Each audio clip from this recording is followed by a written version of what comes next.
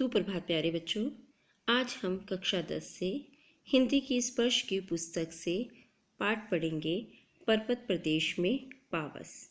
जैसे कि इसके नाम से ही पता चल रहा है, पर्वत प्रदेश मतलब पहाड़ी क्षेत्र में, पावस मीन्स वर्षा ऋतु, तो पर्वतीय क्षेत्र में वर्षा ऋतु। देखिए बेटा, इसके कवि हैं सुमित्रा नंदन पंत जी, और प्रस्तुत कविता में कवि ने प्राकृतिक सुंदरता का वर्णन किया है। उनका जन्म उत्तराखंड के अल्मोड़ा जिले के कौसानी गांव में 20 मई 1900 को हुआ था। पंत जी प्रकृति प्रेम और कल्पना के कोमल कवि हैं। प्रकृति का जैसा सुंदर, कोमल और सूक्ष्म वर्णन उन्होंने किया है, ऐसा अन्य किसी ने भी नहीं किया। जैसा कि कविता के नाम से स्पष्ट है, इसमें पर्वतीय प्रदेश में वर्षा ऋतु का वर्णन है। तो चलिए स्टार्ट करते हैं बेटा। पावस ऋतु थी पर्वत प्रदेश, पल पल परिवर्तित प्रकृति वेश। पावस ऋतु मीन्स वर्षा ऋतु, पर्वत प्रदेश मीन्स पहाड़ी क्षेत्र, पल पल मीन्स हर क्षण, क्षण क्षण, परिवर्तित बदला हुआ, प्रकृति वेश मीन्स प्रकृति का रूप। कवि कहता है कि पर्वतीय क्षेत्र था, वर्षा ऋतु में ऐसा लगता था मानो प्रकृति पल पल अपना रूप बदल रही थी। नेक्स्ट है, देखिए, कभी तो धुंध सी बन जाती है वहाँ पर, और कभी धूप निकल जाती है, और कभी मूसलाधार वर्षा होने लगती है। तो इस प्रकार से वह अपना पल पल जो रूप था वो अपना प्रकृति बदल रही थी।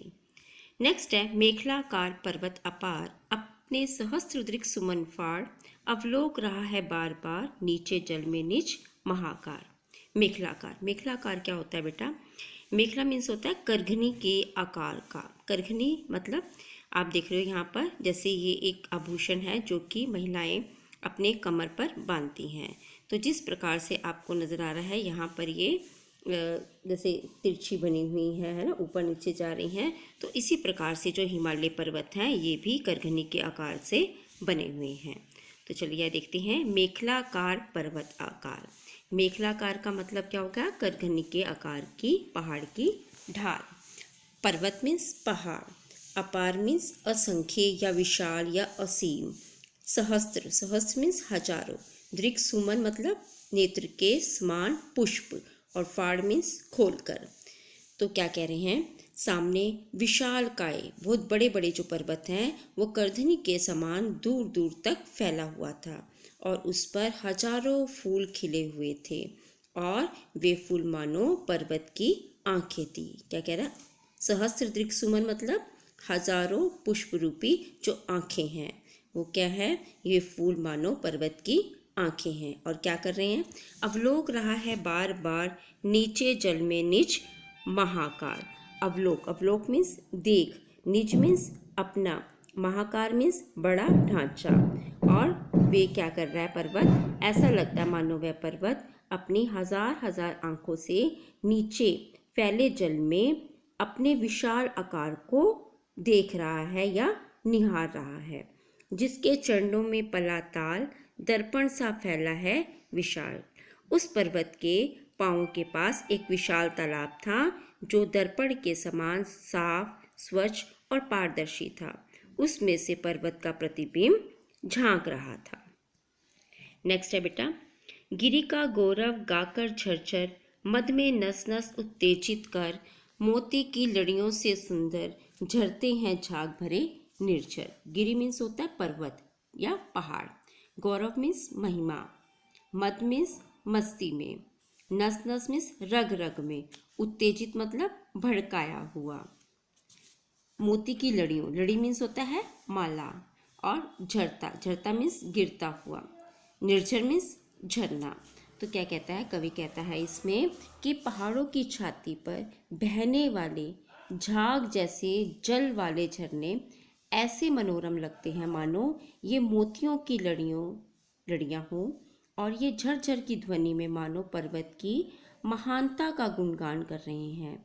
और इस स्वर को सुनकर दर्शकों, जो मतलब देखने आए हुए हैं पर्वतों को, तो दर्शकों की नस नस में उत्तेजना भर जाती है, वे उत्साह और उमंग से ओतप्रोत हो जाते हैं। ठीक है, नेक्स्ट है बेटा, गिरिवर के उर से उठ उठकर उच्च आकांक्षाओं से तरुवर है, झांक रहे नीरव नभ पर अनिमेष अटल कुछ चिंता पर।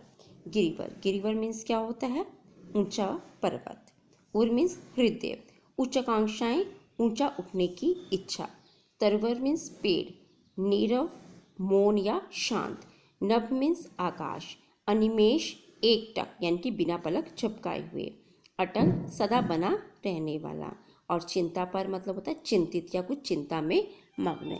तो यहाँ पे क्या कह रहे हैं? गिरिवर के उर से उठ उठकर यानी कि पहाड़ की छाती में से उठकर जो ये वृक्ष हैं, तरुवर मीन्स वृक्ष, निकले हुए वृक्ष, ऊंचे ऊंचे वृक्ष मन में उठी ऊंची आकांक्षाओं के समान लंबे हैं और ये झांक रहे हैं किसको? ये शांत आकाश में झांकते हुए एकदम मौन, अपलक, अटल और चिंतालीन खड़े हैं, मानो आकाश का रहस्य सुलझाने में लगे हुए हैं।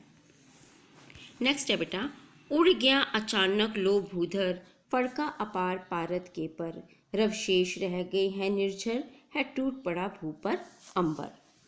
तो भूधर मीन्स होता है पहाड़, अपार मीन्स जिसका पार ना हो या बहुत अधिक या असीमित भी कह सकते हैं इसे। पारद के पर मतलब पारे के समान धवल और चमकीले पंख। रव शेष मतलब होता है केवल आवाज का ही रह जाना या चारों ओर शांत मौन वातावरण में केवल पानी के गिरने की आवाज का शेष रह जाना।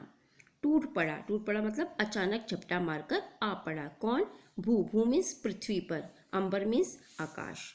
देखिए कवि क्या कहता है? कवि कहता है, लो उधर देखो, लगता है एक पूरा पहाड़ पारे के समान धवल और चमकीली पंखों को फड़फड़ाता हुआ ऊपर आकाश में उड़ चला है।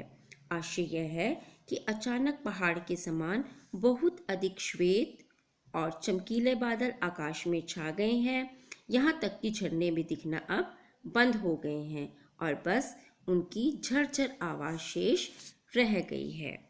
नेक्स्ट है बेटा, धस गए धरा में सभे शाल, उठ रहा धुआं जल गया ताल, यो जलद यान में विचर विचर, था इंद्र खेलता इंद्रजाल।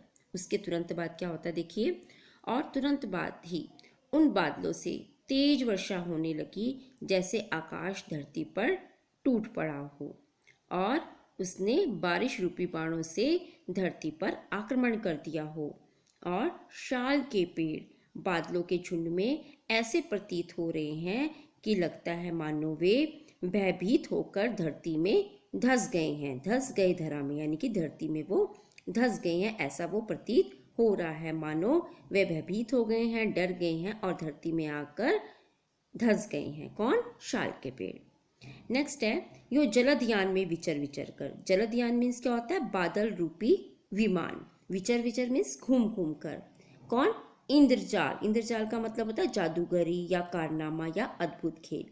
तो तालाब के जल से जब इस तरह से धुआं उठने लगता है तो मानो तालाब के जल में क्या हो गई है? आग लग गई है।